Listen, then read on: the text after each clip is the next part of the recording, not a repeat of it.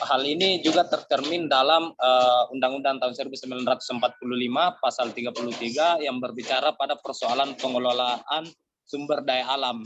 Tetapi dalam perjalanannya, dalam rentetan perjalanannya, pengelolaan sumber daya alam Indonesia itu kemudian saat ini mengalami ketimpangan sehingga menyebabkan angka kemiskinan semakin membesar.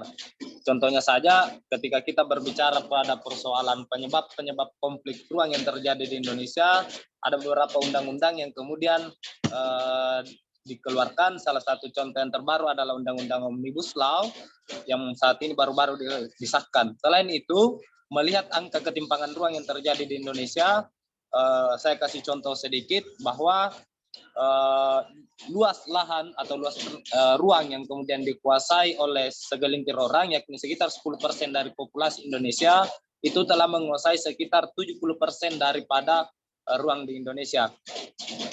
Sedangkan sisanya atau sekitar 90% dari populasi masyarakat Indonesia hanya mempunyai sekitar 30% dari luas lahan atau ruang yang tersedia. Ya, next.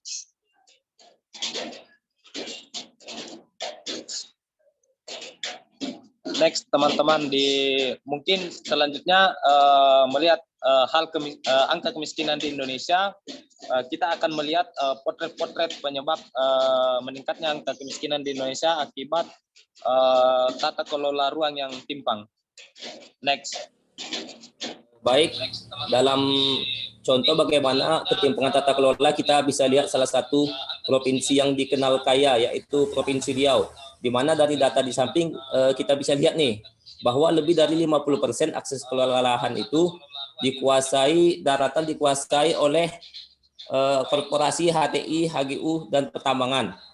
Dan dalam perizinannya pun banyak sekali terjadi kasus suap nih, terutama kasus suap pelepasan kawasan hutan yang dilakukan oleh korporasi nih. Mereka mengajukan kepada kepala daerah agar meminta pelepasan kawasan hutan kepada Kementerian Kehutanan. Disitulah banyak sekali beberapa kepala daerah di Riau yang tertangkap KPK, seperti gubernur, salah satunya Gubernur Anas Makmun. Dan ketika kita bicara luas tadi terkait wilayah kelola yang sudah ada izin, maka ada juga wilayah kelola yang ternyata ilegal nih. Bahkan hasilnya cukup mencengangkan. Berdasarkan hasil temuan Pansus Monitoring Evaluasi Perizinan DPRD Riau, ada 1,4 juta hektar perusahaan sawit yang tanpa izin nih, terbagi dalam 378 perusahaan. Bayangkan betapa mencengangkan terkait ketimpangan ini.